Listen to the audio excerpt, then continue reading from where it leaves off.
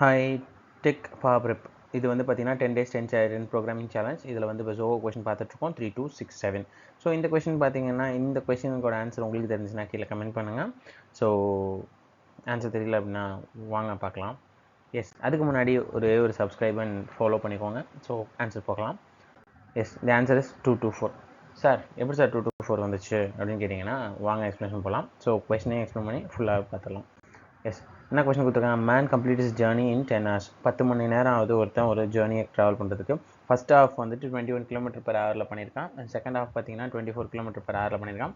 அவனோட டிஸ்டன்ஸ் என்ன அப்படின்றாங்க. ரொம்ப சூப்பரான கொஸ்டின். இது எப்படி அப்ரோச் பண்ணுறதுன்றது தான் நமக்கு முக்கியமே. நம்மளுக்கு தெரிஞ்ச விஷயம் பார்த்தீங்க அப்படின்னா வந்துட்டு 10 ஹார்ஸ்ன்றது தெரியும் மொத்தமாக. அண்ட் டிஸ்டன்ஸ் வந்துட்டு இப்போ ஃபஸ்ட் ஹாஃப் செகண்ட் ஹாஃப்னு தெரியும். ஸோ டிஸ்டன்ஸை d/2, இங்கே டிஸ்டன்ஸை d/2ன்னு வச்சுருக்கேன்.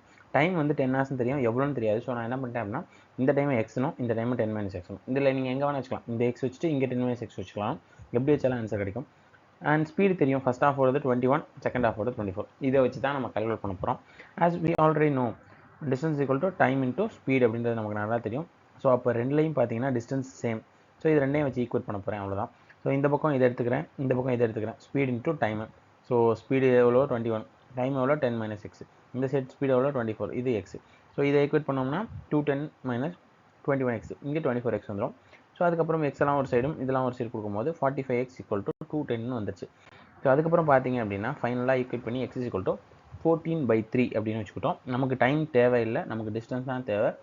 ஸோ அப்போ என்ன, இதை தூக்கி எங்கேயாச்சும் ஒரு இடத்துல சப்ஸ்டியூட் பண்ணோம்னா நமக்கு வந்துடும். ஸோ செகண்ட் ஹாஃபில் நம்ம சப்ஸ்டியூட் பண்ணலாம்.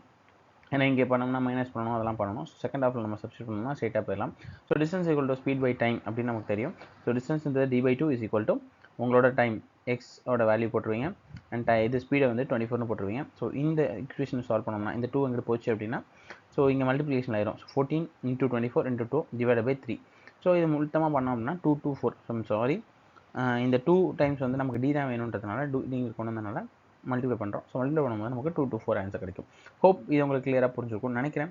And if you have doubts எங்களுக்கு கமெண்ட் பண்ணுங்கள். அண்ட் இந்த கொஸ்டின் பிடிச்சிருந்துச்சுன்னா லைக் பண்ணுங்கள். தேங்க்யூ.